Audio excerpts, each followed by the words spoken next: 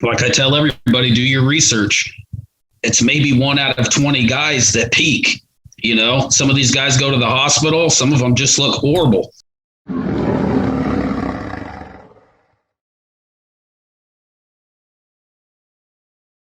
Well, there's a few more things in the news. Vic Richards is very upset at Palumbo, by the way.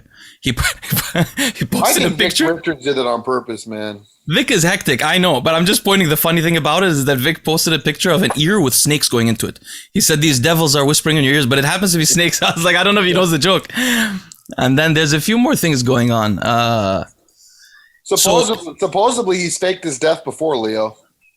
Yeah, I when you watch his interviews, he comes across as a 100% con man liar. Yeah. Like there's nothing he says seems to be true. Like he just nothing. But there's more things. So I wanted to ask you guys something. Have any of you worked with Milos directly? Not Boston, but other guys.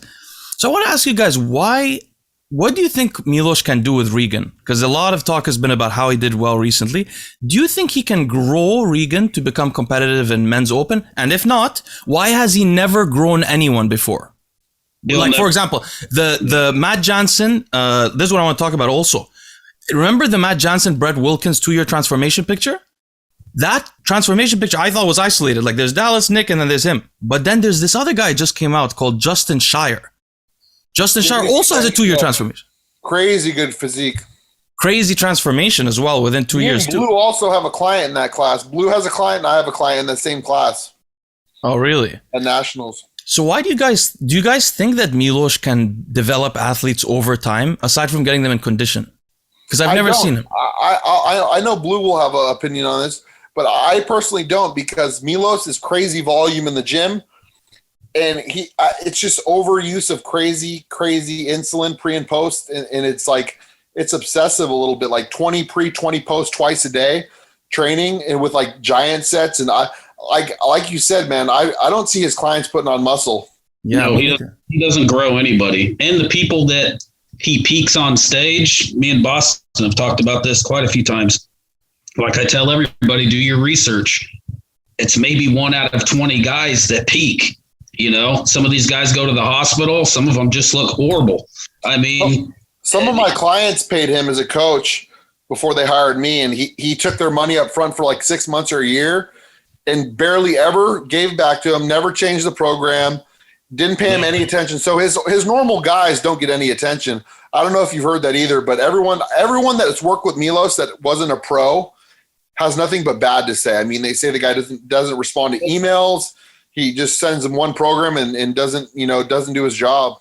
Well, even his pros end up leaving him. I mean, look at Haitide, guys that he's worked with. I mean, he just ruined their physiques. Well, Hidetada is really the one, Blue. Let's stay on that for a second. If you look at Hidetada, guys, Hidetada Yamagishi, what do you see happen over time? His arms got smaller. His appendages got smaller, I believe, from the insulin resistance. It's sort of like Palumbo at the end of his time, but Hidetada didn't have a gut.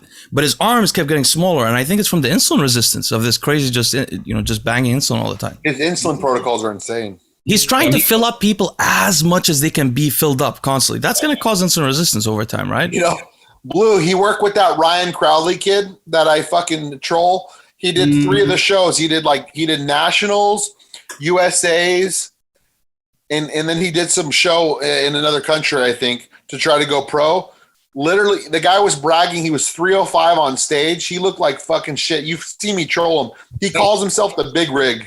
That's what I'm talking about. Milos, the reason people hire him is because he was a legend as a bodybuilder. But as a coach, do some digging, do the research. You'll end up finding out that, he nails it about 1 out of 100 times, but I see him, like, you're right. He doesn't actually nail it with the pros in all competitions, but he did right now. He did a great job. I feel like of all the people that should have went with Milos, wouldn't Regan, I mean, he's not in such bad condition. His main issue is also muscle, right?